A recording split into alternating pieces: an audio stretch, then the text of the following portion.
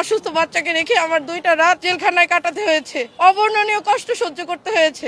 না খেয়ে না ঘুমিয়ে আছি আজকে। আমি চাই না যে আমাদের মতো আর কাউকে এভাবে গলা চেপে ধরা হোক। আলহামদুলিল্লাহ, আল্লাহ তাআলা আমাকে মুক্ত করেছেন। আমি আবার সবার মধ্যে ফিরে আসতে পেরেছি। আমি তো আমার যে সমসাময়িক কারণগুলোই আমি আমার ফেসবুকে লিখেছিলাম, আপনারা দেখেছেন। বিশেষ করে আমি বাচ্চাদের যে হামের সমস্যাটা নিয়ে, বর্তমানে তেলের সমস্যাগুলো নিয়ে আমি সমসাময়িক আজকে থেকে না, আমি ইউনূস সরকার বলেন, হাসিনা সরকার বলেন, সবার সময়ই আমি আমার ফেসবুকে লেখালেখি করি। আমি এগুলো নিয়েই আছি। এটা আমি আমাদের দেশকে ভালোবেসে করেছি। কিন্তু এই জন্য যদি আমাদের গলা চেপে ধরা হয়, কথা বলতে না দেওয়া হয়, তাহলে তো আমরা কি আবার ফ্যাসিজমে ফিরে যাব? আমরা তো ফ্যাসিজম চাই না দেখেই হাসিনাকে তাড়িয়েছি সবাই মিলে। আমরা জুলাইকে ধারণ করি। আমরা চাই না আমরা আবার ফ্যাসিজমে ফিরে যাই। আমি চাই না যে আমাদের মতো আর কাউকে এভাবে গলা চেপে ধরা হোক। আমাদের সরকারের কাছে এটাই আবেদন, আমাদের অন্তত কথা বলতে দেওয়া হোক, যাতে সরকার সঠিক পথে থাকে। সরকার যদি আমাদের কথা না শোনে, শুধুমাত্র তাদের দলের কথাই শোনে, তাহলে সরকার কখনোই সঠিক পথে থাকতে পারবে না।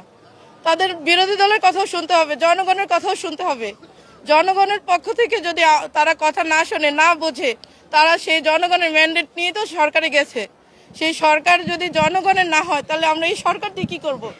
আজকে সরকারের হস্তক্ষেপের কারণে আজকে আমার 2 ছোট বাচ্চা, অসুস্থ বাচ্চাকে রেখে আমার 2টা রাত জেলখানায় কাটাতে হয়েছে।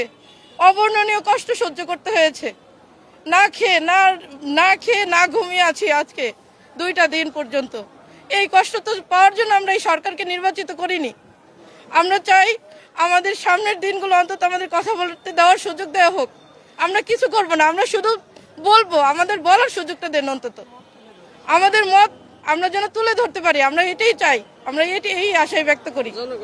এটা তারা এটা আমাকে দিয়ে বলাইছে, মন গড়া কথা। কারণ আমি চাচ্ছি আমার জনগণের কথা। আমি একজন ফ্রিল্যান্সার, আমি শুধুমাত্র ভিউর জন্য, টাকার জন্য এই কাজ করতে যাব না। আমি অবশ্যই আমার দেশকে ভালোবেসে এই কাজ করেছি। আমি আমার জনগণের জন্য কাজ করেছি। এটা আমার ব্যক্তিগত মতামত। আমি কাউকে চাপিয়েও দিইনি। আমি সরকারকে বলিনি যে আমার কথা আপনাদের শুনতেই হবে। আমি আমার জনগণের জন্য কথা বলতেছি। এখন এই কথাকে নিয়ে তারা যদি আমাদেরকে এরকম জনে জনে জেলে আটকে রাখে, তাহলে এরকম পরিস্থিতিতে পড়তে হয়, তাহলে তো সামনের দিকে কেউ কথা বলবে না, সবাই চুপ করে বোবা হয়ে থাকবে। তাহলে আবার আগামী 17 বছর আমরা আবার কি জেলের মধ্যে থাকবো? আমরা এই আন্দোলন, এই রক্তাক্ত, এই 2000 মানুষের রক্ত কি শুধু শুধু বৃথা যাবে? এতগুলো মানুষ অন্ধ হলো, পঙ্গু হলো, আমার ভাই, আমার বোন, আমার রক্ত, তারা শুধু শহীদ হয় না, আমাদের আত্মাকে নিয়ে শহীদ হয়েছে। তাদের এই ত্যাগের বিনিময়ে যদি আমরা সবাই চুপ করেই থাকি, তাহলে কি লাভ হলো আমাদের?